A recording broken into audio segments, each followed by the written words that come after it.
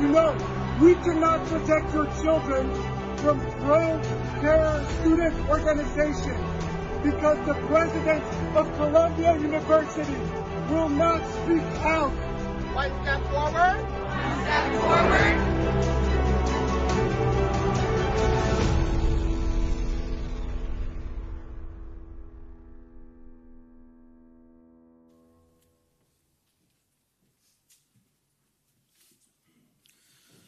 Good evening here in Israel. Good morning in America and Canada, where many of you are watching us today. We are here to solemnly observe Yom HaShoah, Holocaust Remembrance Day. This is a live broadcast from Jerusalem, from the Friends of Zion Museum. We have many honorable guests with us today, and for those of you who are viewing us internationally, we also have a full room here in Jerusalem watching as well. So we welcome you. We thank you for being here with us today on this very special occasion. And we have a very important program for this evening. Before we begin, I'd like to first welcome the CEO of the Friends of Zion Museum, Daniel Wojcik, a good friend of mine and a fantastic leader. Daniel, please join us.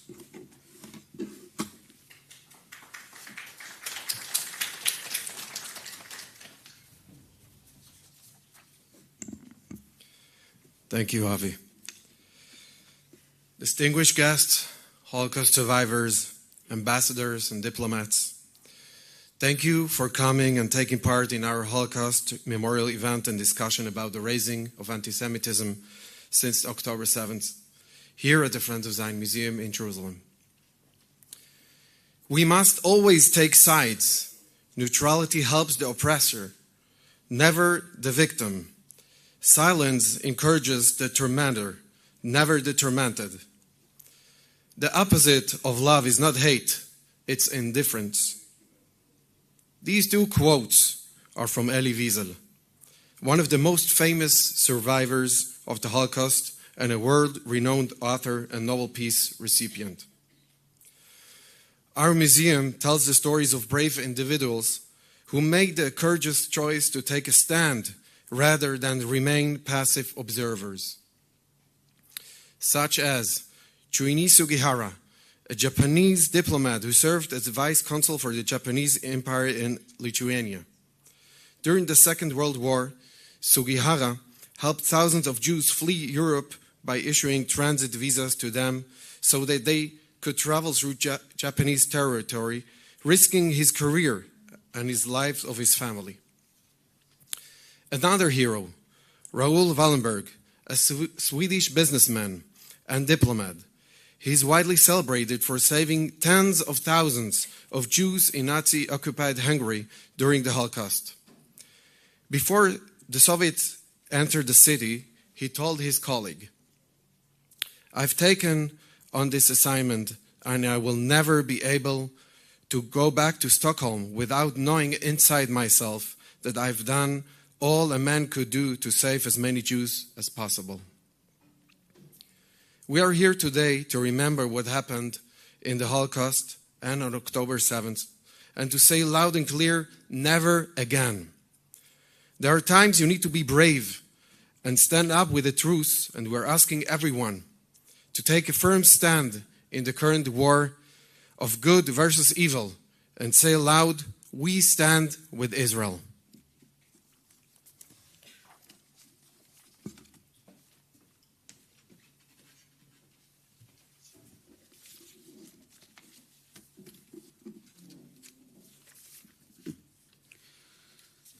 Thank you, Daniel.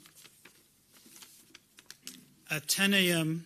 this morning, sirens echoed across Israel, a somber tribute to the 6 million Jewish souls, innocent children, women, and men, whose lives were extinguished in the engulfing darkness of the Holocaust. In this hushed moment, Israel stood in unwavering solidarity, bowing in reverence to their memory. Today, amongst the hallowed grounds of Jerusalem, The Abraham Global Peace Initiative stands alongside cherished friends and the esteemed Friends of Zion Museum to honor Yom HaShoah, a solemn occasion that unites hearts across continents. With deep gratitude, we welcome each of you who have chosen to stand with us today. Our agenda holds profound significance as we convene a gathering of esteemed speakers, both live and through Zoom, to navigate the depth of this historic day and contemplate the ominous rise of anti-Semitism. This year, October 7th, bears the weight of a harrowing recollections from the Holocaust annals. On that fateful day, 1,200 precious lives were cruelly snatched away from us, their voices silenced by unfathomable violence.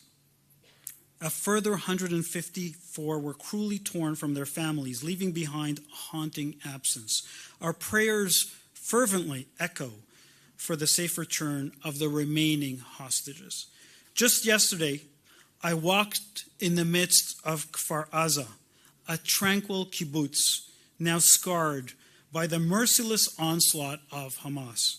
Here in the serene enclave, 64 souls were mercilessly lost, with another 19 torn from their loved ones, their fate hanging in the balance.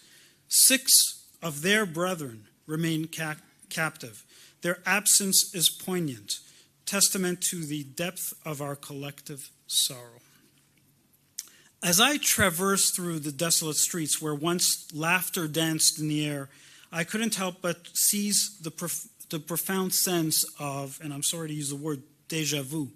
The parallels to the Holocaust were hauntingly palpable. Families torn asunder, lives shattered in an instant, and dreams extinguished by the flames of hatred. The memories of the Holocaust are etched into our national consciousness.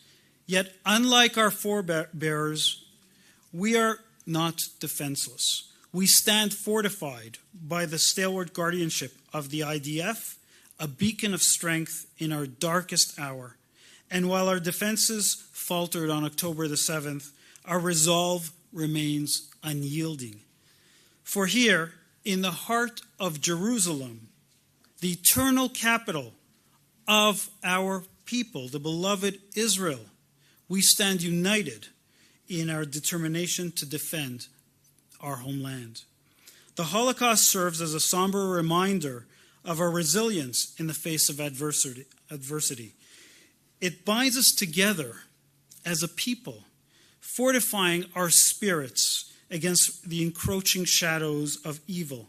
While the events of October 7th bear no comparison to the atrocities of the Holocaust, they serve as a stark reminder to the enduring threat that we face. Had it not been for the valor of the IDF, the repercussions of Hamas's genocidal ambitions would have been unfathomable. Today, as we mourn the loss of the 6 million and the countless others who perished and beyond, let us remember that these tragedies do not define us. They embolden us. Never again is not merely a refrain. It is a clarion call to action. To all those watching from the sanctity of your homes, I implore you to heed the wisdom of our forefathers. Quote, "You are not obliged to complete your work, but neither are you free to desist it. Our resolve shall never waver. Our efforts should not falter. We shall continue to build our nation, even as we honor the cherished memories of those we lost. May their legacy be a reminder to us all, and may their memory be a blessing." Thank you. Thank you.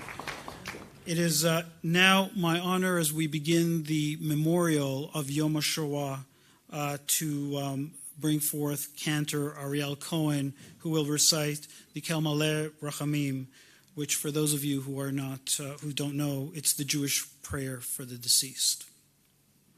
Cantor.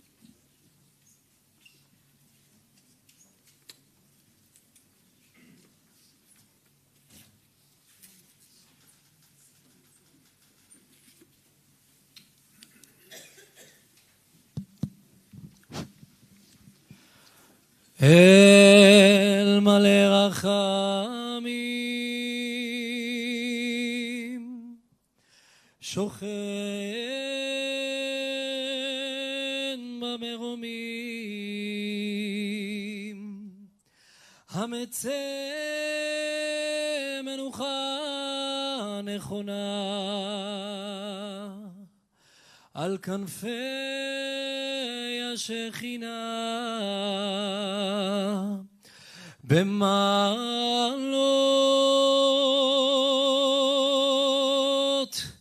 קדושים וטהורים,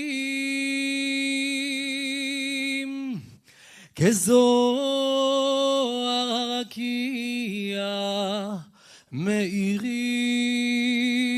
ומזהירים, לנשמות 6 מיליונים אחינו ואחיותינו, רבבות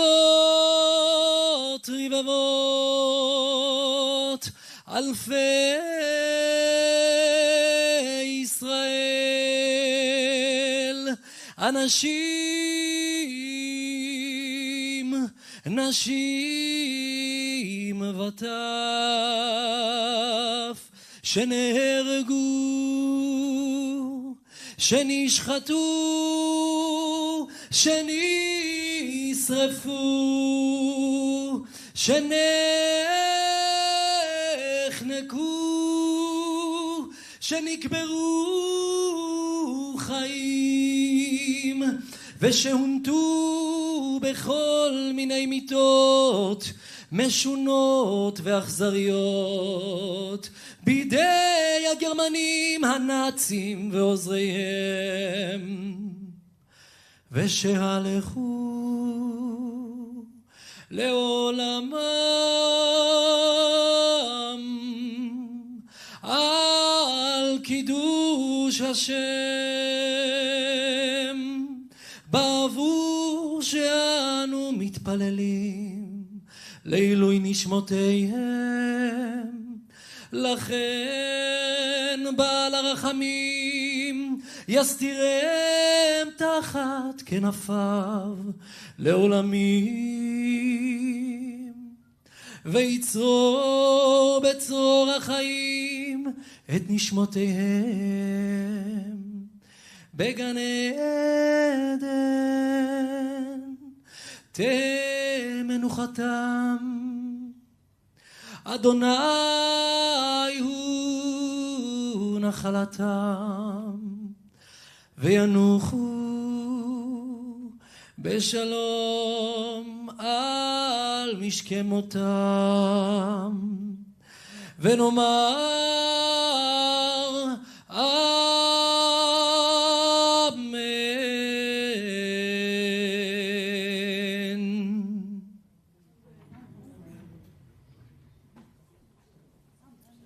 Please be seated. Thank you, Cantor. Ariel. You know, 6 million Jews were murdered in the Holocaust. Today we remember them. Each one had a name. To mark the 6 million, we will be lighting 6 candles. And it is my honor and pleasure to invite to the stage Holocaust survivor Yaakov Lieberman. Now, Yaakov Lieberman was born in 1937 in the city of Rostov. He survived the Holocaust with his mother and brother, and he immigrated to Israel in 1995. He today serves as the chairman of the Jerusalem Association of Holocaust Survivors. Next, I would like to welcome for the second candle Her Excellency Mrs. Maria Veronica Abad Rojas. She's the ambassador of Ecuador. Please. Okay, I'm told that she's not here yet. In her place, it's equally my honor to invite the Deputy Mayor of Jerusalem, and we will introduce her more formally in a few minutes. Fleur Hassan, please light the second candle.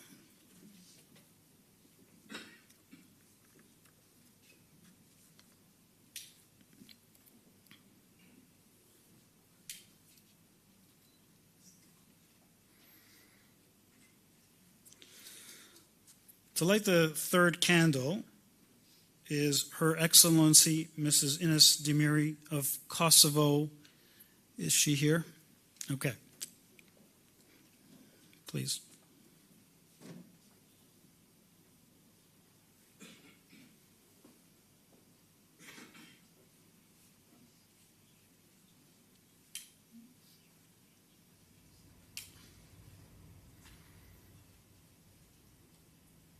Thank you. And the fourth candle will go to His Excellency, Mr. Veikko Kala of Estonia.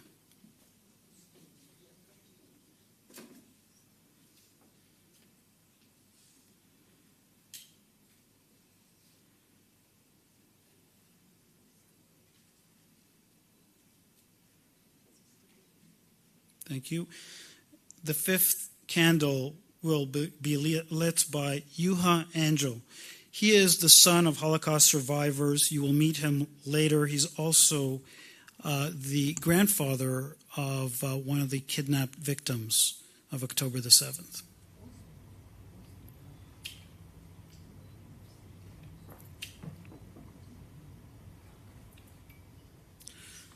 Thank you. And for the last candle, the sixth candle, we'd like to invite Danielle Moore, who is the Vice President and Director of Christian Friends for the Jewish Agency.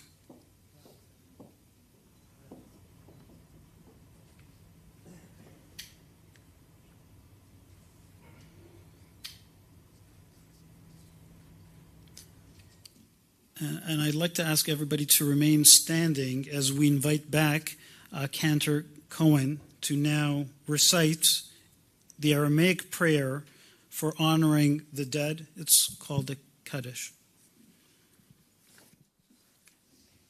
Please rise. יתגדל ויתקדש שמי רבה. בעלמא דיברה קירותה, וימליך מלכותה, ויצמח פורקנה, ויקרב משיחה. בחייכון וביומכון ובחיי דכל בית ישראל, בעגלה ובזמן קריב, ונאמר אמן. יהא שמי רבה מברך לעלם לעלמי עלמיה, יתברך וישתבח ויתפאר ויתרומם ויתנשא ויתהדר ויתעלה ויתהלל לשמי דקודשה בריחו. לעילה מן כל ברכתה שירתה תשבחתה ונחמתה דאמירן בעלמה ואמרו אמן.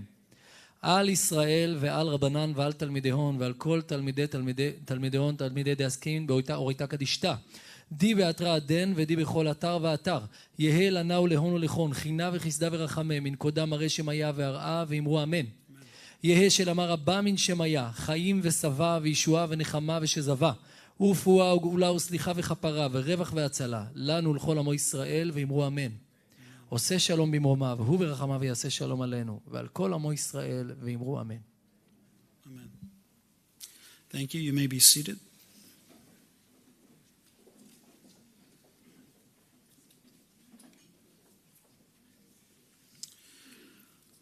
The theme of our memorial today is a significant one as we watch the anti-Semitism rise in the United States and in Canada and in Europe. We're seeing over the last couple of weeks the incredible tragedy of the rising tide of anti-Semitism on university campuses, particularly these so-called encampments. This is raising a significant concern. Many Holocaust survivors tell us that in some cases it's even worse than what they saw preceding the Holocaust. And so this is an important theme because, of course, anti-Semitism, the Holocaust was a consequence of anti-Semitism. And so we're going to run a short video to introduce to you a man who may not need much introduction because he's been on the news and in social media at Columbia University, Professor Shai Davidai. Let's run the video and then we'll introduce him.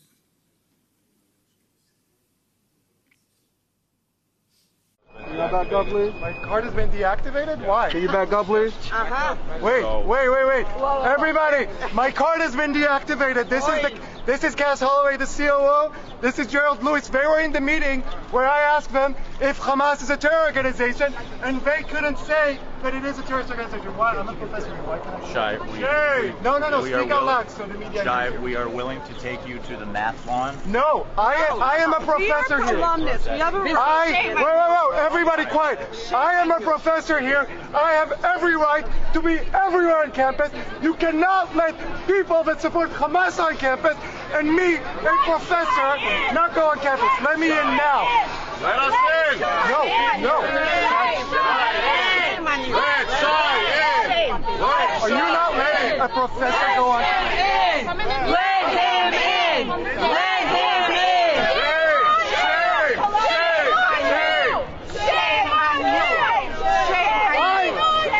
I have not just a civil right as a Jewish person to be on campus. I have a right as a professor employed by the university to be on campus. They deactivated my card. These are 5 lawsuits happening, but we don't want to sue. We just want to be Jewish in public. Let us in. How can you do that?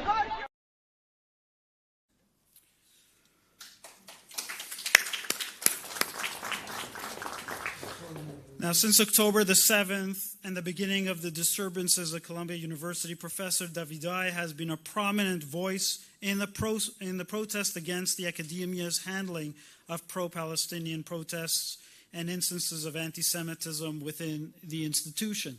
So, do we have Shai Davidai with us online?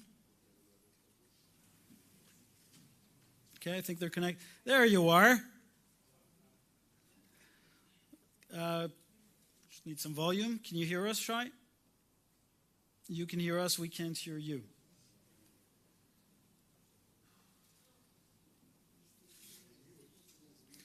You might be on mute.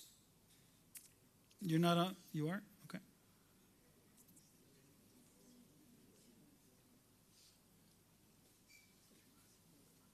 No, we still can't hear you.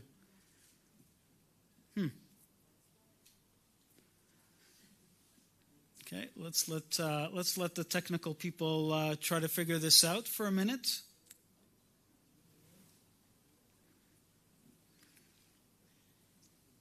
Well, you're looking good, despite the circumstances. Okay. Can you try now to speak? Something just happened. Yeah. Can you hear me now? Yes, thank you. Okay. Yeah. Great. We got you. Thank you very much for joining us today. Thank you for having me. Really. It's Yom HaShoah, and we're talking today about anti-Semitism here at the Friends of Zion Museum, directly from Jerusalem, as you know. We've been watching you for these past couple of weeks, and you've been incredible in your fight against anti-Semitism at Columbia. Thank you. Thank you very much. I wish I didn't have to fight it, but given that that's the situation we're in, that's what we have to do. Tell us, let's start with this, a very brief update of what's happening right now. Is the university allowing you back on campus? We just saw your video of them barring you, actually, from going onto the campus, which you work on, actually. Yeah, so right now the university is completely on shutdown. Only essential personnel are allowed in. I was told that once that shutdown the lockdown is lifted, I'll be able to go in. But the most recent update is that they canceled the graduation ceremony.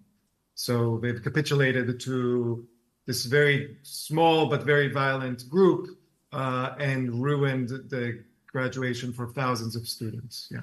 And we've seen the violence on campus, the breaking into the buildings, the breaking of glass, really shocking reminder. You know, we're here on Yom HaShoah, and just a shocking reminder when we think about those same images of breaking things and broken glass and breaking into buildings, occupying them, barring Jewish students from attending. What does that make you feel? You know, as an educator, you know, putting my Jewish identity aside, putting my Israeli identity aside, just focusing on myself as an educator, the reason we have such an important role as educators, and especially when educating about the Holocaust, is not so much just to remember and commemorate what happened, but also to identify the processes, the signals, the points that allowed this to happen. Because when we say never again, we mean it. We mean never again. And how do we make sure that this never happens again?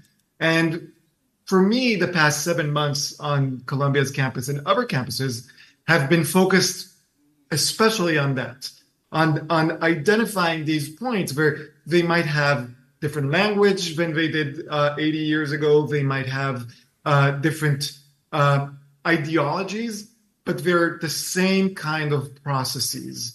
The hate is the same, even if it disguises itself as something different.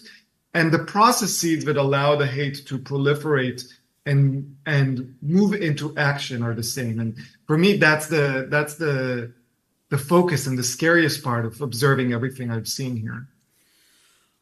Professor, I'm from Toronto, Canada, and, soon after the encampments that started popping up in the United States, they also started popping up in Vancouver and in Montreal, and then, of course, in Toronto and elsewhere. So they are mutating. That gives us tremendous, tremendous concern. You've been now at this for a few weeks, probably much longer. Do you have a solution? Do you have any ideas on how it is that we deal with this? Yeah, I mean, we have long-term and short-term solutions. And I think the long-term solution is clear to everyone. Education. There's no alternative to education. And specifically, when we think about Holocaust education, we don't just need to think about the end result, Auschwitz, Birkenau, Treblinka. We need to think about the process that started in 1923 with the attempted putsch, and then the rise to power in 1933, and how a seemingly normal, ordinary population has evolved to a killing machine. So that's an important thing, but just something that we have to focus on long term. But short term, we have to remember, we have institutions, and these institutions are responsible for the safety of everyone, Jews and non-Jews. Those institutions are from the federal government in the United States to state governments, to city mayors, to university presidents, to school deans within the university. Every one of those levels has a responsibility for keeping us safe. And right now, every one of those people in those levels are just, quote unquote, doing their job. Now, we know what happens when very, very good people, well-intentioned people are just doing their jobs. So my goal, and I think the goal of all of us Jewish people in the diaspora, is to shake up the institutions, not violently and peacefully, but shake them up so they wake up to what's happening and start actually fighting this. Because if we don't fight this now, we know where this ends. And I see this as a fight, not just as a Jewish person, but as a fight for humanity. Because we have to remember, in addition to the 6 million Jews that were murdered in the Holocaust, we had hundreds of thousands of LGBTQ individuals. We have Romas. We had Jehovah's Witnesses. We had Black individuals in Germany that were taken into camps. So we have to make this clear. We're fighting for humanity. And it always starts with the Jews. It never ends with the Jews. And that's why it's so important to really shake the institutions up for them to do their jobs rather than just do their jobs. Professor, I agree with you completely. You know, and I'm wondering what you think of this. We're here in Israel, and of course, you know, those of you who live in Israel full time, you're experiencing the war with Hamas. You know, the images after October 7th that have come through on media, the obvious fact now that Hamas raped women, and that's now been documented quite widely. In other words, what I'm trying to articulate is that you would expect that on universities, okay, the most educated people would have paid attention, would have understood what Hamas is. And instead, what we're seeing is these demonstrations accusing Israel of the worst types of crimes, which I will not repeat here, which are false. How is that possible? How do you put that together as we as well think about the Holocaust and the propaganda that was created in 1933? How do we mesh this all together and cope with the lies and the distortions that are happening right now on campuses? Yeah, I think one of the things, and again, it's very fraught to make comparisons to Germany, Nazi Germany, and the Holocaust, and I completely understand it. So I'm not making comparison as much as I am identifying processes. And one thing that we have to remember, Nazi Germany didn't just originate in beer halls. It also originated in lecture halls, right? If it wasn't just the Munich beer halls where things started, but also in the University of Munich lecture halls that gave the entire Nazi regime an educated sort of jargon to push their narrative to indoctrinate people. And that is what we're seeing here. In the same way that the Nazis, one of the most incredible things is that they documented everything because they weren't ashamed of what they did. Hamas on October 7th documented everything because they weren't ashamed of what they did. The comparisons are very, very clear here. And the same thing with the reaction. The reaction that the Nazis received on the street were either of support or of indifference and looking the other way. The reaction that Hamas is receiving on the streets of the United States and Canada and Western Europe is either of support or the more dangerous of indifference and looking the other way. So we have to remember, just because people are educated does not mean that they are good nor smart people. Just means that they're able to rationalize whatever conclusion they want to achieve. Professor, thank you. I'm being told, even though I'd like to take a question from the audience, can I? I'm going to take one question from the audience, but we're nearly out of time, so it's got to be a quick one. Well, this is your chance, guys. Okay, there's a question. There's a microphone, sir.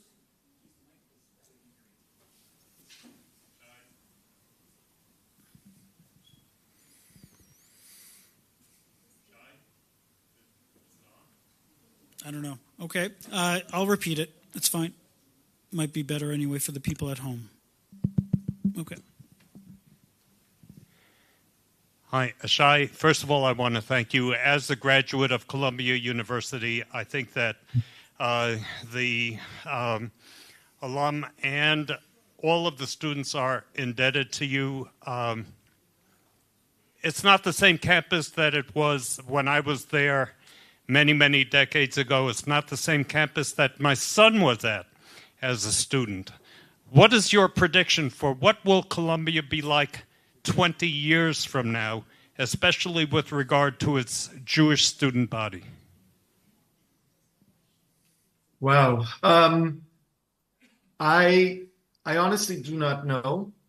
I honestly do not know where we're headed, but I do know one thing, that we must take an active part in shaping Columbia's future and the U.S. higher education in general. We cannot just sit idly by and hope for hate to go away. Because one thing about hate is that it doesn't go away by itself. It goes away when you fight it with love, and it goes away when you create institutions that stop it from proliferating. So if I have anything to do with it, Colombia of 20 years from now will not be as it was. We're not going back to a normal, but it will be a better, safer, improved normal for everyone. And I do mean everyone. My wife's grandfather was a professor of Jewish history at Columbia in the 1970s, and he felt safe and welcome. And my hope is that if my children or grandchildren in the future will want to be professors or students at Columbia, they will be just as safe. And for that, we just need to keep fighting. We fight peacefully and non-violently, but we fight. And that's my hope and my goal. Professor, that was a great question to end with, and I want to thank you very much on behalf of all of us. You know, I just want to tell you, you are leading by example. When we saw your video, as you already know yourself, that inspired countless of Jewish activists to stand up and raise their voices. So please keep doing what you're doing. We're right behind you. Thank you so much. And if I can only inspire a few people in my life to do good, then, my life was well spent. So thank you so much, really. Thank you. Thank you.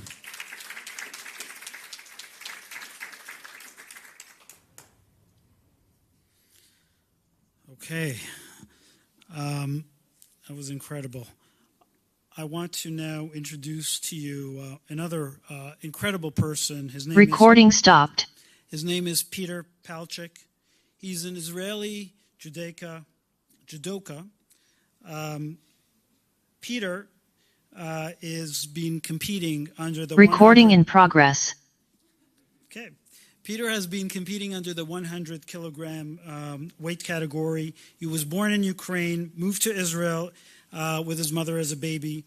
And from a young age, he began competing in judo, representing Israel worldwide.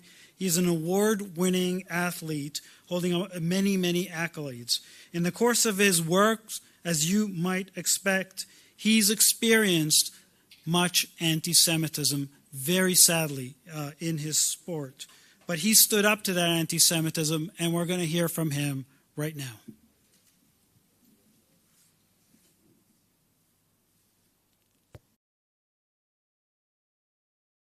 I'm fine. Even though there's very tough times. But yeah, I'm good. I'm heading to Asia to my next competition. It's a Grand Slam in Kazakhstan. So nice. Now I'm in between the flights, but I'm happy to be with you. Well, first of all, thank you for taking time for this interview. For the audience watching us worldwide, can you please tell us briefly about yourself and what you've been up to lately? For those who know me and for those not, I'm Peter Paltchik. I'm an Israeli Olympic judoka, judo player. Although I was born in half island of Crimea, I was raised in Israel since I'm 9 months old. I came here with my mom. She was basically 23. It's very, very young. Very young. And we started alone, me and her, our new life here in Israel. So I grew up in the tough times. And I found my first love at the age of 4. It's called the sports of judo. And since then, I started to rise and to find myself, my inner power.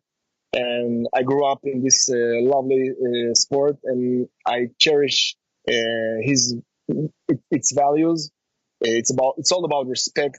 It's about mutual respect. And I always say that sentence. It doesn't matter if me and my opponent want to kill each other inside the mat. sportively, of course. Outside of the mats, we always reach our hands for peace, hug, and respect each other. So this is the most important values of my sport. I grew up Olympic athlete.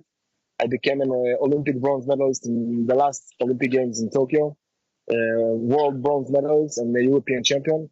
And today I feel kind of an ambassador for Israel, also outside of the judo mat.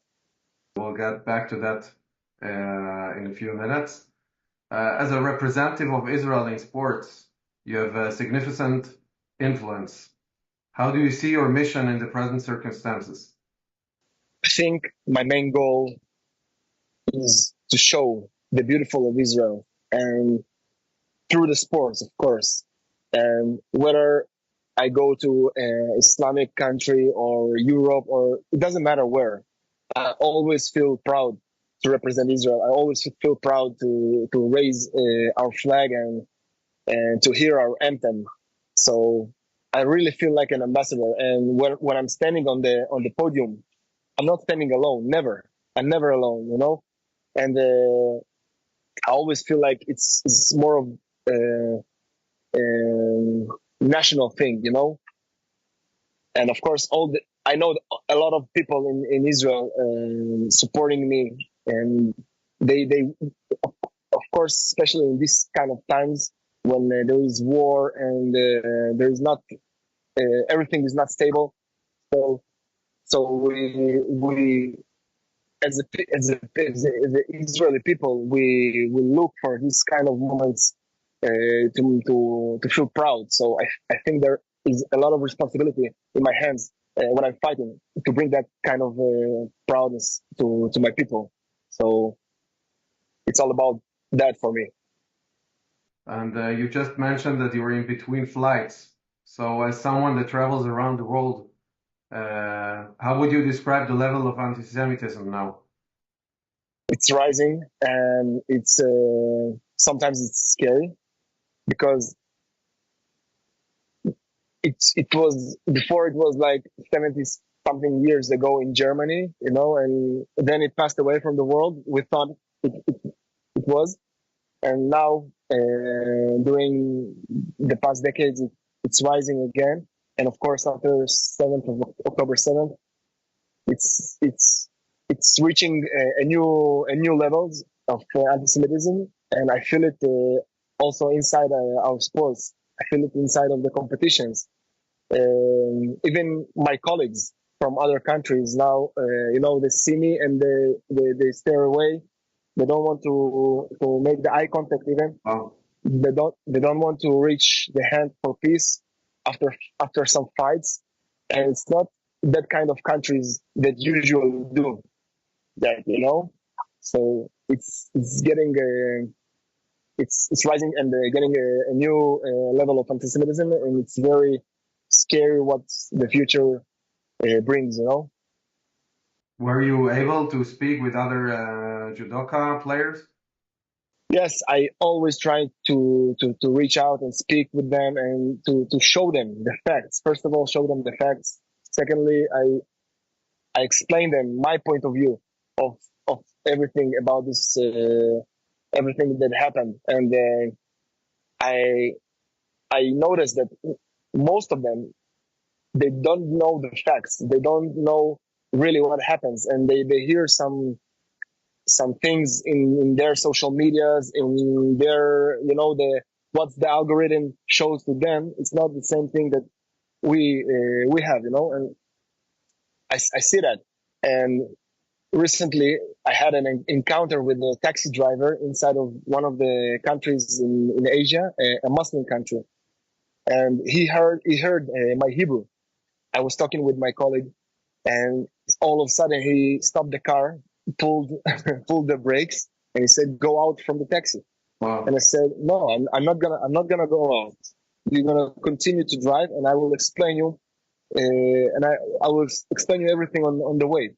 And I'm a Russian speaker as well, so all of a sudden I found myself doing a lecture in the Russian language to some taxi driver, and I felt very I felt a lot of responsibility for everything I'm gonna say, because it will influence on his way of thinking, and eventually I made him to understand really what happened in October 7th. So from that point, it's on his it's on his mind.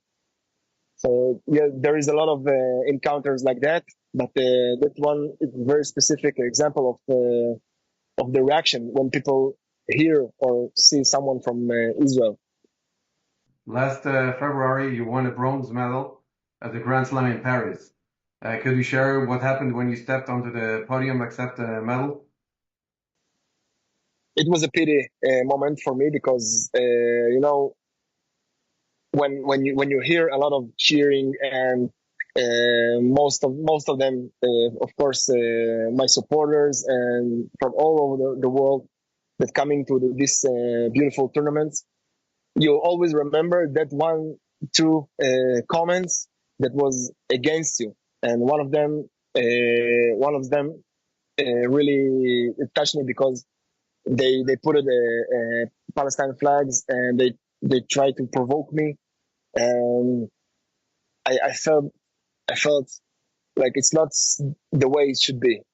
It was a sad moment for me, but I was happy with my win, and I raised the Israeli flag very high. So immediately I moved. Yeah, I moved my thought to the positive way.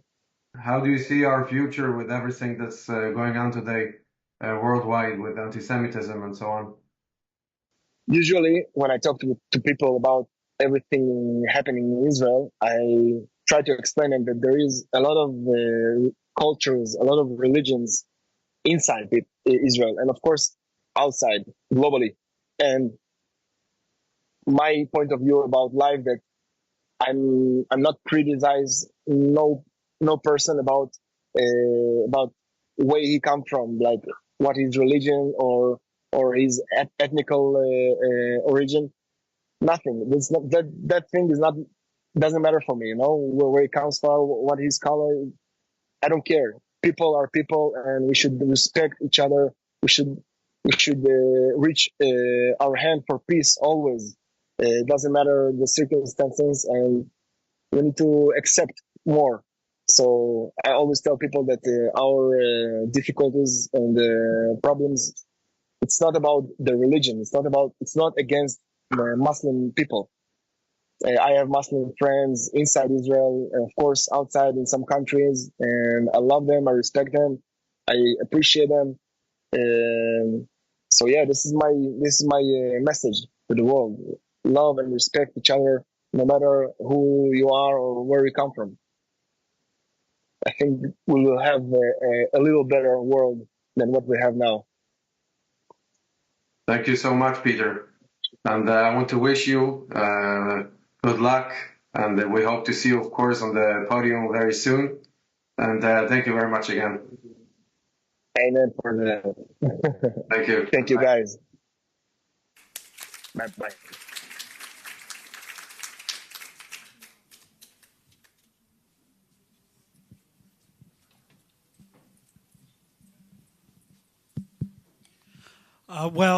Thank you very much, Peter, for being an ambassador for Israel and the Jewish people. I think it's what we all need to do. That is our job. That's our role, no matter who you are. And wherever we go, we need to be ambassadors because education, as the professor said beforehand, is really the key. Now we're moving fast through our program, so we're getting going here, and I'm here with a good friend of mine, Fleur Hassan-Nahoum, who is an incredible leader. You're the outgoing deputy mayor here in Jerusalem as well. I understand you're in a new role, Israel's special envoy to trade. You have an extensive background in leadership, in community involvement, in engagement, but I think your words will say it all today. Let's start first, maybe slow, and talk a little bit about your new role. Can you tell us about that? Sure. Well, First of all, I want to thank everybody for being here and all our friends and supporters all around the world. And I'd like to thank my wonderful friends at the Friends of Zion Museum who do such quality work here in Jerusalem to engage all sorts of audiences. And I'm so proud to always be associated with them and also with your initiatives, Avi. So thank you. Well, I was appointed Special Envoy for Trade and Innovation in September, 3 weeks before October 7th. And so just as I was getting ready for my new role to be the ambassador of the Startup Nation, the war started. And so I pivoted, or they pivoted me, or I pivoted myself into the person who's one of the people who's trying to defend Israel in the media, in the English media, and also the Spanish-speaking media. And so, to be honest, the new role was supposed to be that type of person that brings connections for Israel, takes incredible innovation, life-saving, climate-changing, in the best of ways, clean energy innovation to the world and brings the world to Israel. But at the moment, I'm just defending our mere right to exist. Which is actually perfect, I think, for you, because I know that you speak eloquently and how well you do in that arena. But you also do well in the arena of building peace. And, an area that's of interest to me, but I know it's an area that you've been very focused on, specifically following or during the Abraham Accords with the UAE, with Bahrain, with Morocco, and other countries, and particularly with women. And I think that is an incredible accomplishment in terms of what you've been able to achieve to gather these people around you. Can you tell us where it stands now? So in 2020, I co-founded the UAE-Israel Business Council, and shortly after the Gulf-Israel Women's Forum.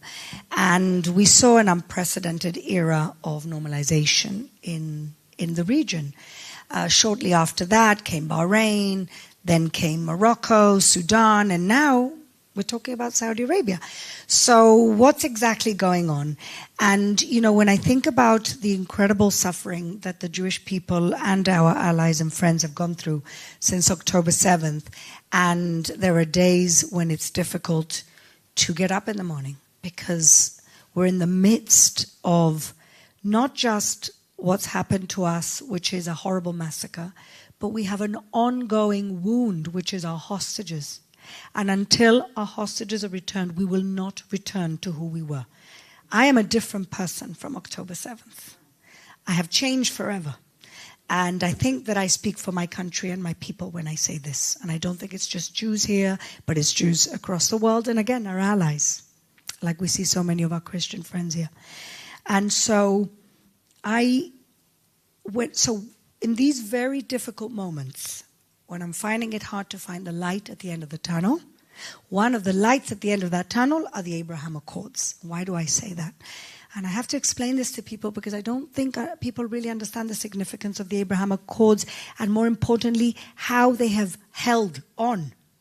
So after October 7th, the Arab world was caught completely by surprise. I don't think anybody expected Israel to have let its guard down to the point that this could have happened to us. None of us did. The Arabs didn't either. The Arabs who'd made peace with us. So they went through moments of shock. And then what's interesting is nobody really came out against us as the West was turning against us. The Arab Abraham Accord countries did not. And then something very interesting happened, which has basically gone completely unnoticed by the media. But I still talk about this. And this is a month after October 7th, the Arab League met. The Arab League are 22 countries. They met to pass 3 boycotts. 1 against the United States and 2 against Israel. 1 rolling back the Abraham Accords and 1 whatever. And they couldn't get them through. They could not pass 3 boycotts. Now, the Arab League can't pass boycotts on Israel?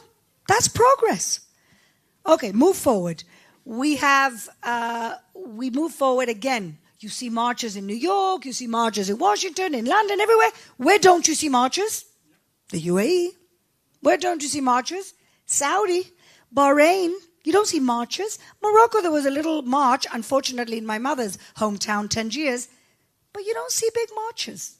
In the moderate Sunni Arab world, you don't see marches. You see them in the West. So that's the irony of this whole story. But what was really significant 3 weeks ago, Avi, was that when Iran attacked Israel to obliterate Israel, let's not be confused, they weren't trying, they threw 350 missiles at Israel to destroy us. What, the fact that we can defend ourselves gives them the right to try and destroy us? It's warped thinking. Anyway, we had Jordanian planes in the air stopping the missiles. We had 2 days later, and this is the significant thing, we knew that the UAE and Saudi helped us. But 2 days after, they came out and admitted that they helped us. In the Arab world, it's all about rhetoric. So when you have the UAE, Saudi, Bahrain, whoever saying we helped Israel, again, that's progress. That's progress. That is progress. And you know what? You're giving us optimism, especially on this day. And I'm being told that we don't have a lot of time. It's Yom HaShoah, Holocaust Remembrance Day. I want to bring up one of our mutual colleagues in the UAE, in Dubai, Ahmed Al-Mansouri, who started the first ever Holocaust Museum, which is an incredible thing. I'm sure you visited there as well. Do you think 10 years, 20 years from now, Abraham Accords will be more grounded, Holocaust education will penetrate more into the Arab world? Do you think that that's likely to happen? Well, it will only happen if we start talking about the endemic anti-Semitism in the Islamic world. Nobody wants to talk about it. It's almost like they have an excuse because, you know, we're in conflict, so they can be anti-Semitic. Egypt, Jordan, countries we have peace with are in the media anti-Semitism, in the school book anti-Semitism. And I've been talking about this for 5 years in the Palestinian Authority school books, a kilometer from here in East Jerusalem schools, teaching anti-Semitic rhetoric, and in the media, even countries that have made peace with us. But on the upside, we have the UAE that has included Holocaust education in the school books, and Saudi Arabia, which has taken out anti-Semitism from their school books. So the only way we can confront what's going on now is if we deal with all types of anti-Jewish hatred, coming from the West, guising itself as anti-colonialism, which we know is complete rubbish, and coming from the Islamic world. Let's stop giving them excuses to continue to teach Jew hatred in their schools. I have to wrap up, I'm being told, but I can't help myself here, so I apologize. But, you know, what is your viewpoint on the anti-Semitism on campuses? How do we deal with it? And how does Israel itself see that reflection? Do Israelis kind of shake their heads and go, I cannot believe this? What is the reaction here? And if we could say it in about a minute. Oh, no pressure. Okay, basically, this is not new, what we're seeing in campuses. This has been brewing for 30 years. When they tried to convince people, and many Israelis and many Jews fell for it, no, anti-Zionism is not anti-Semitism, that was rubbish, okay? We all knew it, but nobody wanted to talk about it because Jews are so politically correct, we shoot ourselves in the foot. So enough. We have to wake up, call something for what it is. This is Jewish hatred. They've warped it. This is another iteration, a mutating virus of anti-Semitism. We are the best decolonization example in the last 100 years, and we've been turned into the colonizers. Why? Because this is anti-Semitism. Anti-Semitism always hides itself in a social justice cause. Anti-Semitism is not regular discrimination. It's a discrimination that vilifies the person for being too successful or not successful enough, and it doesn't matter what you are and what you do, you will always be that expression of the scapegoatism of the day. That is unique to anti-Semitism. And enough universalizing the Holocaust, enough universalizing anti-Semitism. It is its own particular hatred, and if we don't see it for what it is, then we can't deal with it for what it is. Fleur Hassan-Nahoum. Fleur Hassan-Nahoum, you are probably one of the most important voices of our time. Please keep doing what you're doing. Thank you.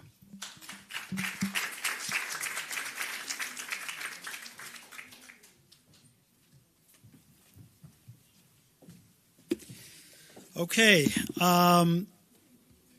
Thank you so much, Fleur. I am going to recalibrate here. It is now my honor and pleasure as well to invite Orit Izilov. She's joining us now, and Orit is serving as a shlicha, which means in English, emissary of the Jewish Agency to the campus of UC Davis.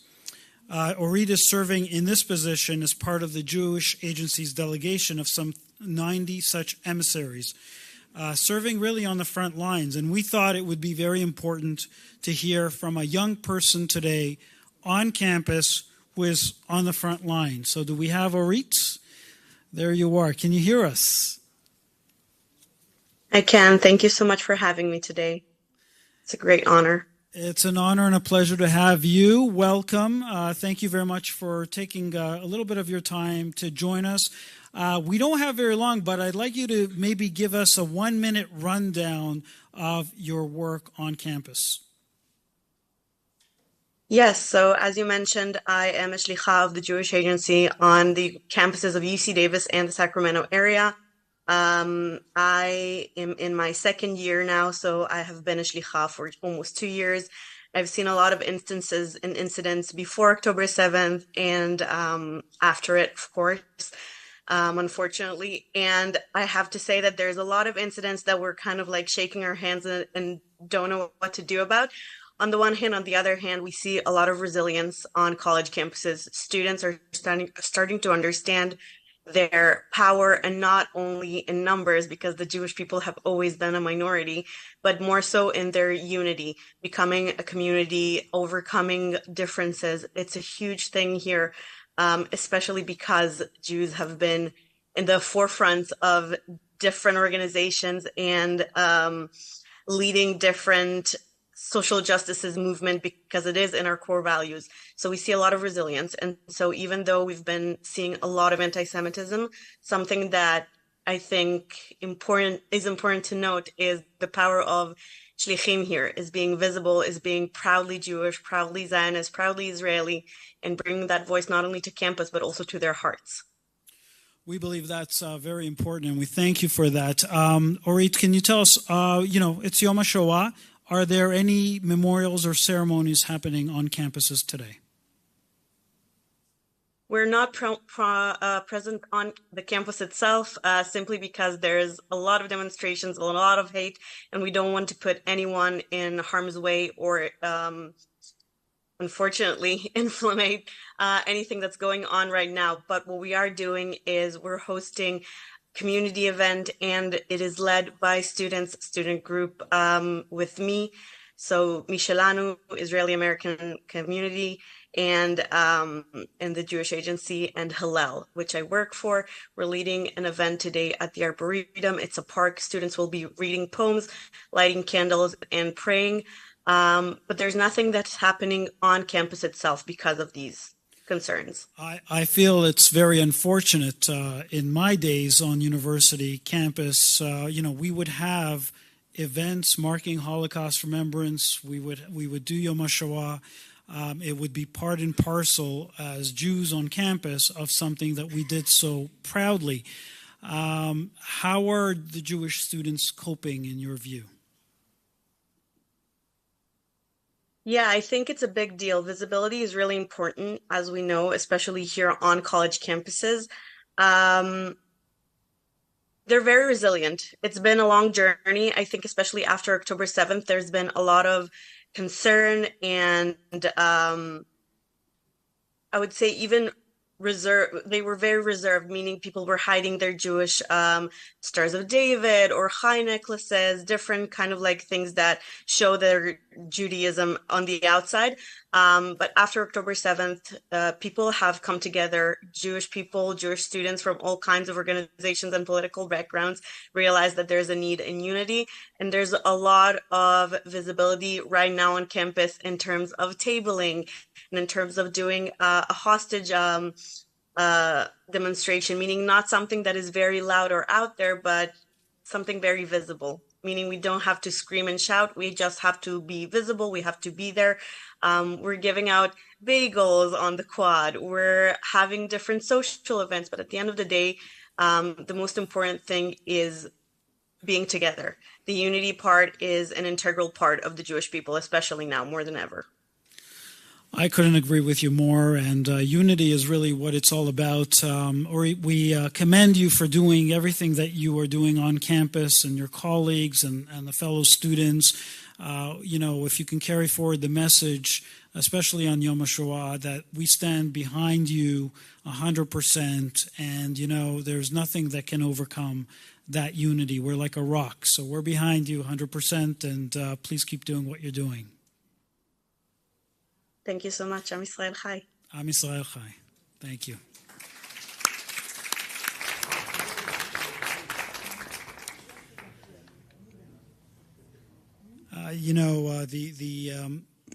The people on the front lines who are working on campus, who are representing us, they're the heroes of today.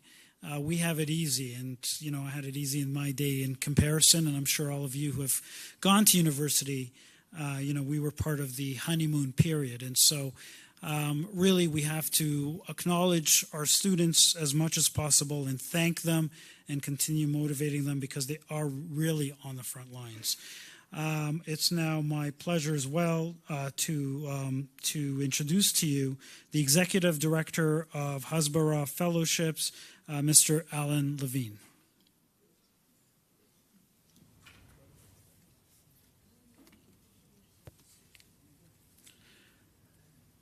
That's me, right?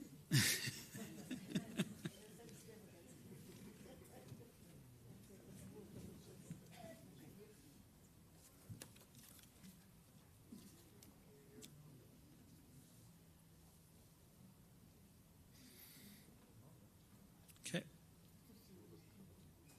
Assume we're getting him on.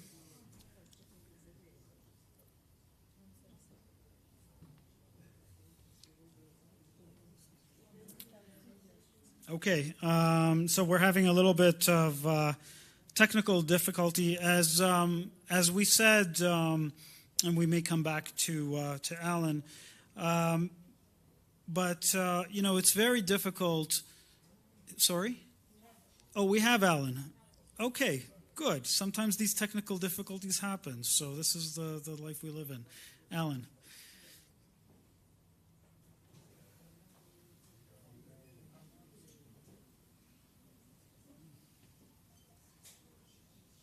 Okay, there you are, Alan. Welcome. Can you hear us? Yes, I can. Thank you. How are you? Okay, we're well. Thank you very much. Welcome to, we're here in Jerusalem and around the world watching you. We're observing Yom HaShoah, and in doing so, we're discussing anti-Semitism on campuses and elsewhere. Give us maybe, and we're short on time, so give us maybe a quick roundup of what's happening in your life. In my life, my organization, Hasbara Fellowships, we are active on 80 plus university campuses around the United States and Canada.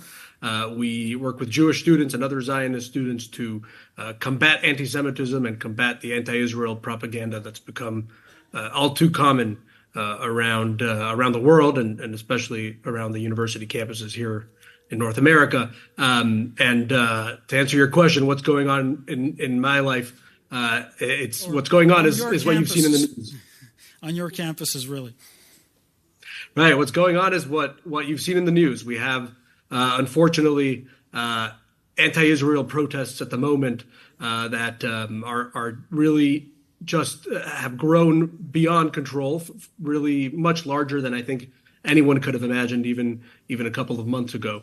But I think those of us who've been observing this for a long time knew that we had a problem. Those of us who are students of Jewish history, and a day like Yom HaShoah is a good opportunity to reflect on our history.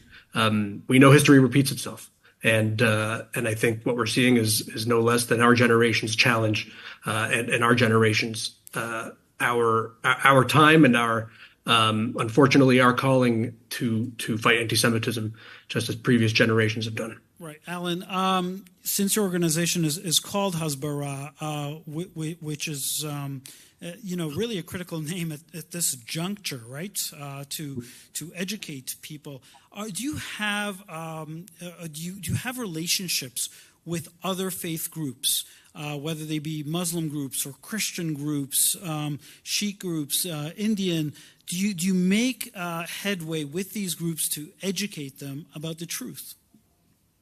Yes, although yes, and also, and actually even more of an emphasis on university campuses today are other causes, other ethnic groups here in the United States and in Canada, the African American community, Latino communities, other causes like environmentalist students and so forth, and yes, that is essentially, that has been the work we've done, the strategy we've had over the last several years, and yes, having to explain to those groups why Israel is so important to us as a Jewish community, and why threats against Israel and anti-Israel propaganda are really a form of anti-Semitism. Okay, I want to see if there are any questions from the audience for you. I see some young people, some students in the audience. Yes, go ahead. So he's asking us students. Okay, he's getting a microphone. Thank you. Can you hear me? Yes. As students who are going to be on college campuses next year, I'm curious what advice you have for us. And thank you so much for talking to us. Great. Well, thank you. So I assume you'll be in an American college campus, since you're asking me, even though you're in Israel now. Look, I think you're in Israel now, and I might guess you're there in a gap year. And even if you're not, I think the best thing you can do is take in everything you're seeing and know the truth. Know the truth. Be curious. Ask questions. Understand. Meet people. Understand what's really going on while you're in Israel, because you're going to step into a world full of lies when you get to a college campus. Really anywhere in the world, but here in North America, we're seeing protesters that really lie through their teeth. The propaganda is at an all-time high. Unfortunately, even professors are involved, and I've heard so many lies from calling Israel an apartheid state to lies about history, the way that Israel was formed. Take your time to really learn it all, and when you come to campus, you'll have the confidence to say, I know more than you, and I know the truth, and I'll tell you what it is. Thank you.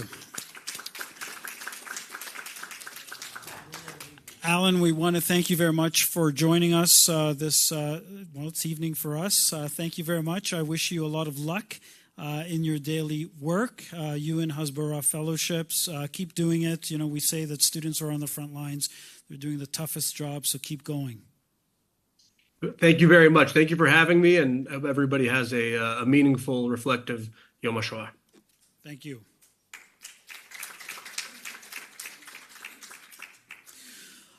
So as this year has been probably one of the most difficult years in Jewish history since the Holocaust. There are many Jews who are still being held hostage by Hamas in Gaza. One of the survivors, his name is Ofir. We'd like to share with you a video, and then we will introduce to you his grandfather, who will come and speak in a few minutes. So let's run that video of Ofir.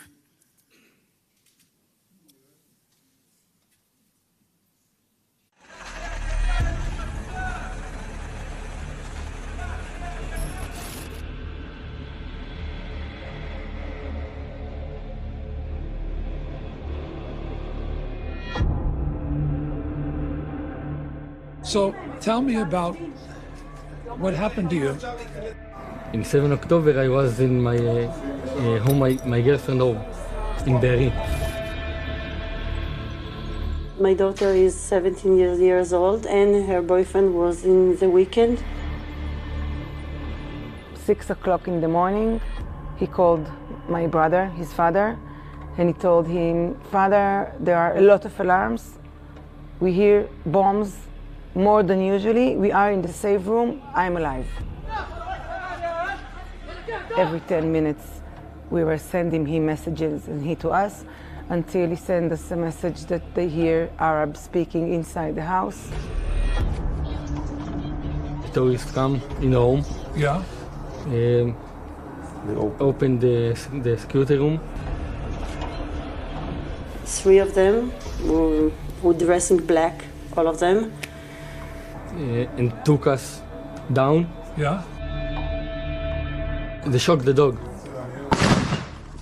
My daughter was, holding hands with her boyfriend, and she saw that she's walking with him to the car, and the terrorists told her, no.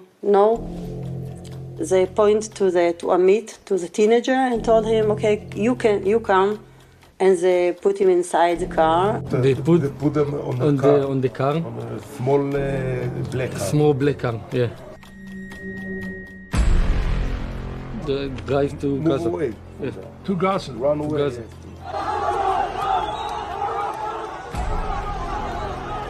Take us to a house. This is the first house. It was 5 houses. 5 houses? Yeah. And in the night, take us to another house with 2 guards. 2 guards? Yeah. The second house was 26 days. With 1.5 pita and labane. In the morning and the evening, Nothing. Nothing, yeah. They say all the time in Israel, don't care about us. And you stay in Gaza 1 year and more, and you not go home. How did you handle it emotionally? You believe that in Israel do something to... You had faith. To help us. And you all the time hope. Keep hoping. Yeah. Hope and believe, hope and believe. Hope and believe.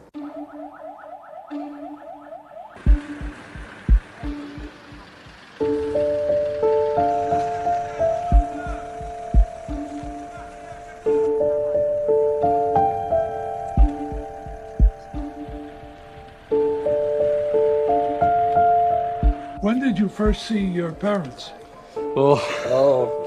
In Hatzerim. The base Hatzerim. I ran them and hugged him, and Allah!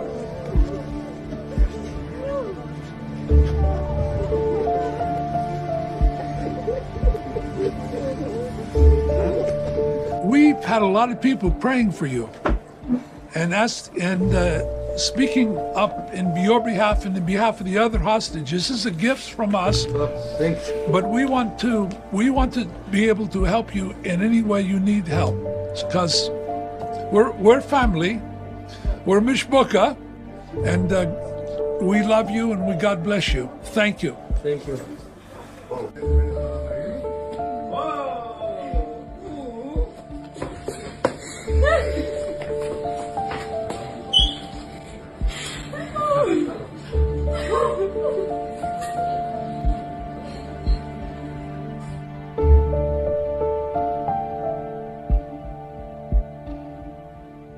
One of the things that's a big celebration is when a hostage comes home. And so we have a wonderful story here, and the family that will tell a little bit will also conduct the Hanukkah candle. ערב טוב, לפני שנדליק את הנרות, אני רוצה קודם כל לברך על כך שהנכד שלנו אופיר, הבן של שרון ויואב, חזר לפני שבוע וחצי מהכלא, מהשבי הנורא בעזה, ואנחנו מאוד מאוד מקווים ונלחמים על זה שנצליח להחזיר את כל 137 חטופים שעדיין שם סובלים מאוד. והיום אנחנו יודעים כמה הם סובלים כששמענו מאלה שחזרו על מה שהם עברו ב-54 ימים שלהם.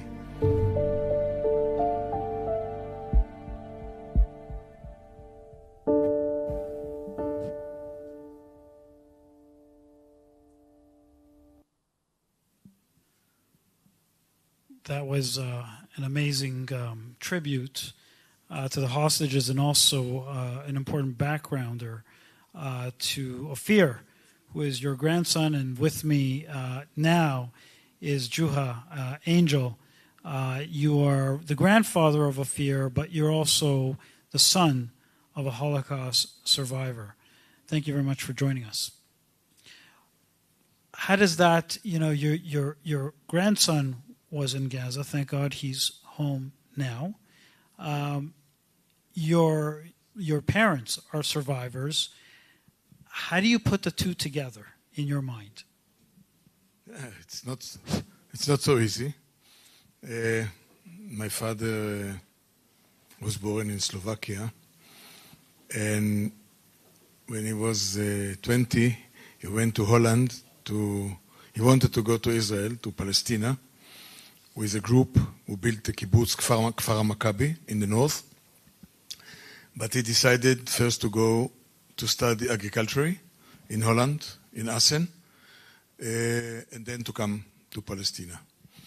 And he was in Holland till 1942, and then the Dutch police told him that he has to go out Holland because he's not Dutch.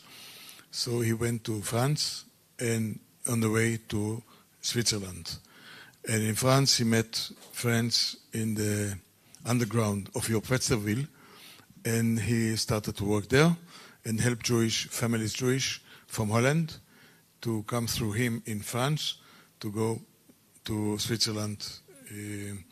And in December 42, somebody told the Nazis that he is a Jew.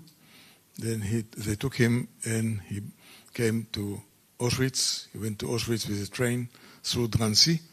In the 11th of February 43, he came into Birkenau. And then he was chosen to go to work. And he worked in a factory, in the beginning in Birkenau, and then in a factory till end of 44. And then he went back to Auschwitz and start the death parade for 3.5 months, and after 3.5 months, he, with 2 other friends, killed them guards, the 3 German guards, took them close, and went to the Americans in Flossenburg, in America, to the hospital. And after a few weeks in the hospital in Flossenburg, he came back to Holland, met his girlfriend, and immediately they decided to marry and to go to Israel. They came to Israel at April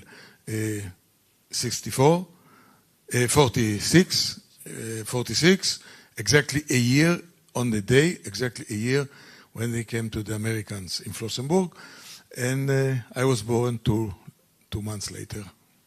And my mother was, she had luck, because her father, at the beginning of May 40, when they saw that the Nazis is coming to Holland, then they are living in Holland.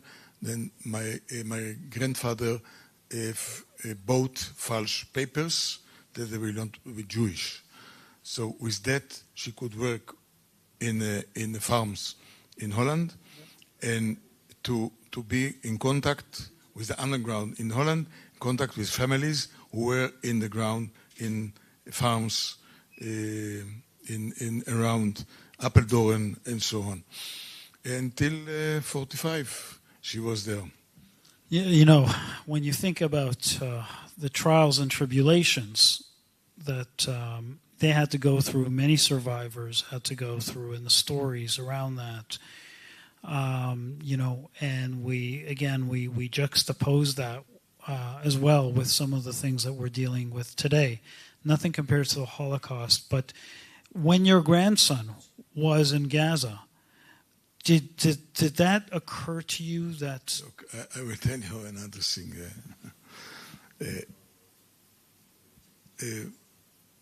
I had a son, my son Yair. He was a basketball player in Hapoel Yerushalayim, and he studied in a Gymnasia Ivrit in Yerushalayim. And after he wanted always to be a basketball player, but after he went to the March of Living in Poland, he decided that he will go to the most important group in the army who want to take him. Then he went to the Shayete, to the Navy, and there he lost his life. And after he lost his life, we found a song that he wrote during the march in Poland, 6 Million Brothers, and there he explained, in the song, he explained our life and why it's so important that he will go, that we have to continue to live in our country for the 6 million Jewish who were killed in the war. 6 million, you can find the song in the... And then, after years, we thought that we finish, and at the 7th of October, we got, as you hear here, Ofir told the story, and for us it was very, very terrible, very difficult. We were 2 months, we didn't know anything about him, anything. We didn't hear anything about him. And we tried many things to do, to call, and I have been twice in Holland and in Denmark to try. And we tried also to make for him a Dutch passport, because my mother. And when we tried at the middle of October, after 5 days, he got a passport, Dutch passport. And then Mr. Rutte, the Prime Minister of Holland, and all the government there help us also. And they tried to get him back. And every time Rutte, the Prime Minister, called me and sent me messages what he does for Ofir and for other hostages. And when Ofir came, he said always, I had a big luck, because I was always with the 2 others, the Yossi, the father of his girlfriend, and the other boy, Amit. All the 54 days we were together, never under the ground. But you heard all the psychologic and everything, no food, nothing, and that was very, very difficult. And now we are very busy to help the other hostages, the hundreds. I want to ask you about that, but and I didn't want to interrupt your flow. That was just heart-wrenching about your son, dying in the military, and the poem that he wrote following the March of the Living. So thank you very much for sharing that with us, and it's very poignant on this day especially. We would love to hear. You're obviously wearing the hostage shirt. You're wearing the number 213 days. Tell me about your activity. Do you think that we can get the hostages back? At the first week in October,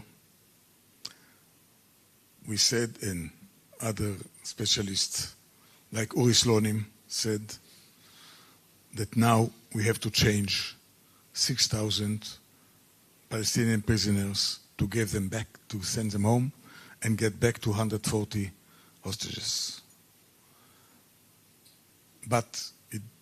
And he said, Uri Slonim said, that every day later will be difficulter.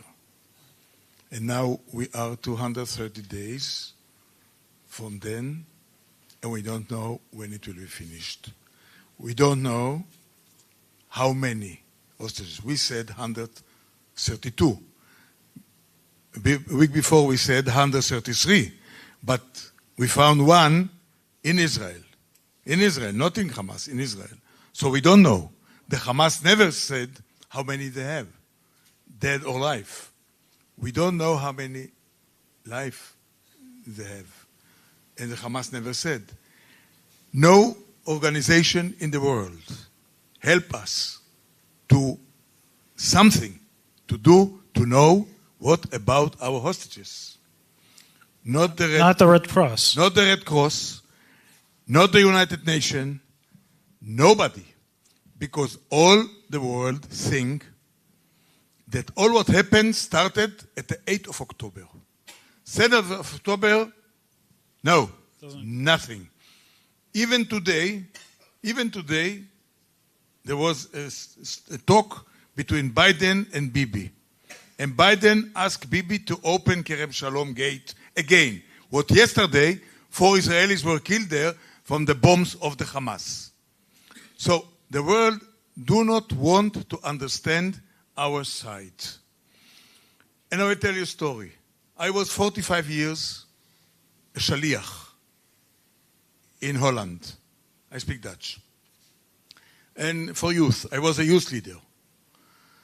And one day, I went with a train from Amsterdam to Rotterdam. It was Sunday. And I saw in Rotterdam, in the railway station, I saw a line of Muslims are sitting there. I came back to Holland, to Amsterdam, and I said to my chanichim, the oldest chanichim, I told them, look, something happened here in Holland 45 years ago. Something happened here. You have to keep your eyes. What was the answer? They will get our culture. Don't be afraid. I said, auf mir gesucht. That's in Yiddish. Never happened.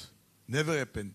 What we see now, that all Europe and all America, and America is different, all Europe, so many Muslims. We are in the world only 15 million Jewish people all over the world. The Muslims are 2 billion or something like this. That's our problem. Our problem, we have to keep our nation close as we can and to fight to not to be finished, not the second Shoah. And I called the 7th of October the Shoah of the 7th of October. I have discussions about it with our Prime Minister and with our President. And I wrote today to the President about it. Because at the 7th of October, there was a group who wanted to kill all the Jewish. And second, they still do. These 8 hours were not land, were not army, like in the Shoah. And if you will make a count, how many Jewish people, how many Israelis were killed per hour in the 7th of October, it's more than all the Holocaust together per hour. So don't tell me that 7th of October for the people in Gaza Strip was not a Holocaust. You're very, very, you have very strong feelings and emotions, and rightfully so. And I know we're out of time. So I'm going to just ask you, and we can go on all night because I can really feel the power of your strength on these issues. How do you think Israel recovers, and when will Israel recovers? If it's possible, and you need, and it's, and I'm sorry to do this to you, but it needs to be in a minute. You ask me a very, very difficult question because I don't know on here in the stage to go in politics. But without politics. Without politics, it's very difficult because I don't know what will happen. I have been in 3 wars and in between the wars. And even the Yom Kippur War was 90 days, 19 days, that's all. We were 100 days in Miluim, But 90 days was the war. 7 months a war here against a small group of terrorists. I didn't say small group of terrorists. Somebody else from my leaders say a small group of terrorists. 7 months, and you cannot see all the world during these 7 months, all the world are coming against us. I didn't hear one voice for us, for Israel. Everybody. Now, if you go to Rafiach, oy vavoy. And what I'm doing now is I give a lot of lectures about from Mishoah Letkuma to Shoah 710. In schools, I have 2 or 3 lectures a day nowadays, these days. And because I want to explain, because I am very, very afraid now that the people in Israel, the young people in Israel, will forget the Shoah of 45. We'll forget it because we have a project. I have a big project. I collect songs from children, second, third, fourth generation who were to Poland and wrote songs about the Shoah. We get this year, we get some songs from children of 16 years old that wrote about the Shoah of the 17. So that's something very, very, very, very special that we have to keep our open eyes to see what will happen in the future. I agree. Sadly, we are out of time, but we are very honored by your views, by you being here with us today and sharing so much of your emotion and these difficulties within your family, including the loss of your son. So thank you so much for sharing that with us. Thank you.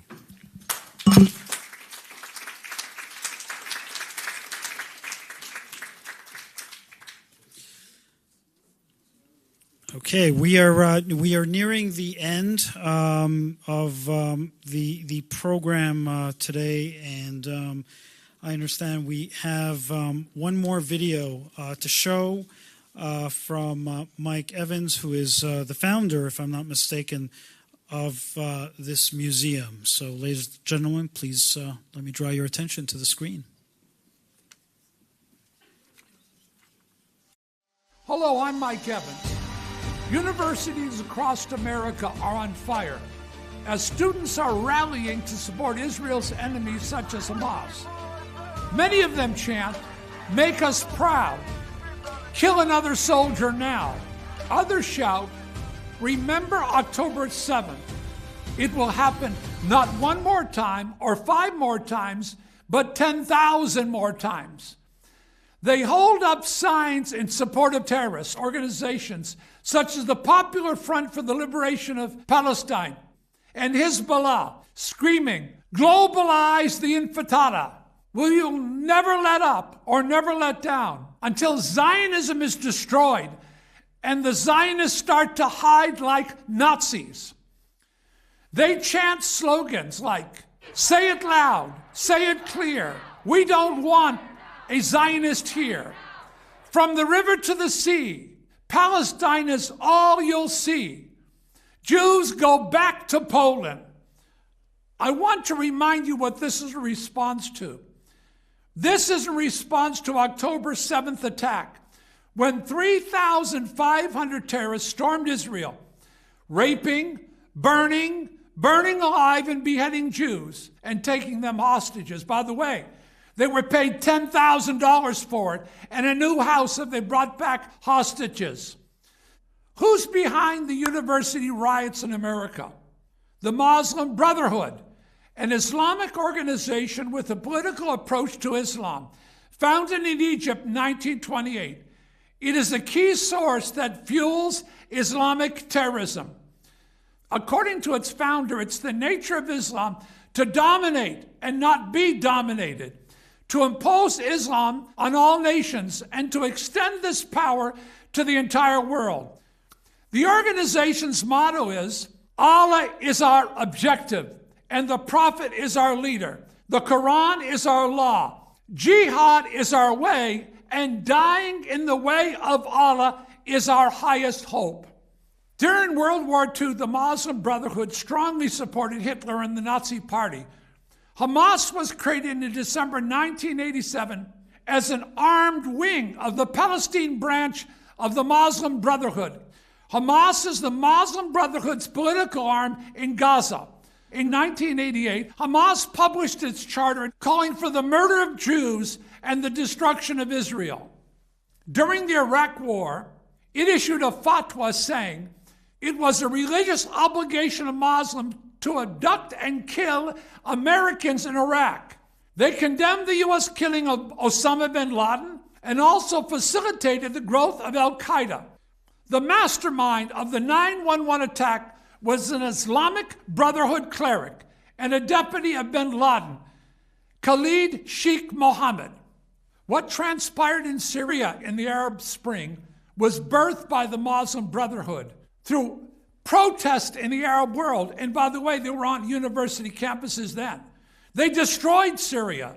The Muslim Brotherhood almost overthrew Egypt also. It receives massive financial support from Qatar and Turkey. They operate in 70 countries of the world and have deep roots in Washington, D.C. and on our university campuses. Billions of dollars have been spent establishing chairs on university campuses by the Muslim Brotherhood. There are 3.5 million Muslims in the United States. The vast majority of them are registered Democrats. These are some of the Muslim Brotherhood organizations operating on university campuses. Muslim American Society, MAS, Muslim Student Association, MSA, Muslim World League, MWL, World Assembly of Muslim Youth, WAMY, the Council on American Islamic Relations, CAIR.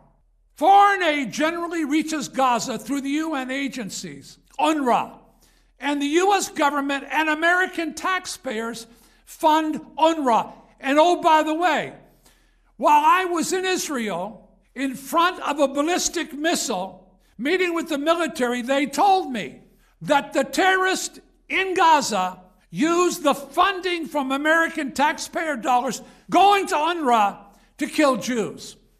The riots on the campuses of America are being funded and organized by Israel haters from throughout the globe. What in the world has happened to America and moral sanity? This is precisely what happened in 1933 in German universities. They paved the ground for the Holocaust, convincing ultimately even the churches to embrace the big lie.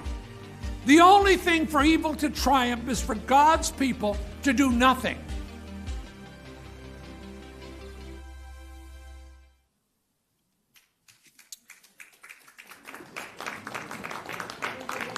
Thank you for saying the truth, Mike Evans. We appreciate that very much. We are wrapping up, and before I say our goodbyes, we want to bring up Cantor Ariel to sing us a final song, the Song of the Ascent, Shir Ma'alot, which is a wonderful piece to wrap up this Yom HaShoah event. Thank you. שיר למעלות, אשא עיניי להרים, מאין יבוא עזרי, עזרי מעם השם, עושה שמיים וארץ, אל יתן למות רגליך, אל ינום שומרך, הנה לא ינום ולא יישן, שומר ישראל, השם שומרך, השם צילך, על יד ימינך, יומם השמש לא יככה,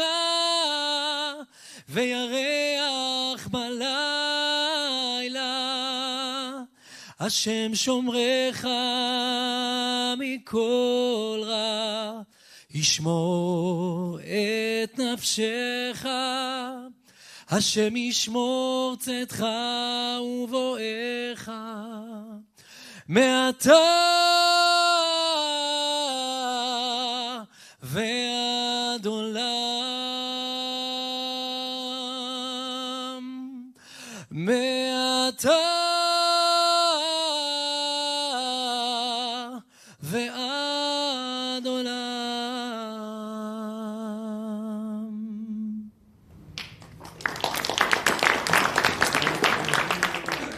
Answer Cohen, you have a beautiful voice, and for those of you who didn't understand the words, I would invite you to read them. They're very, very powerful and poignant about God protecting us.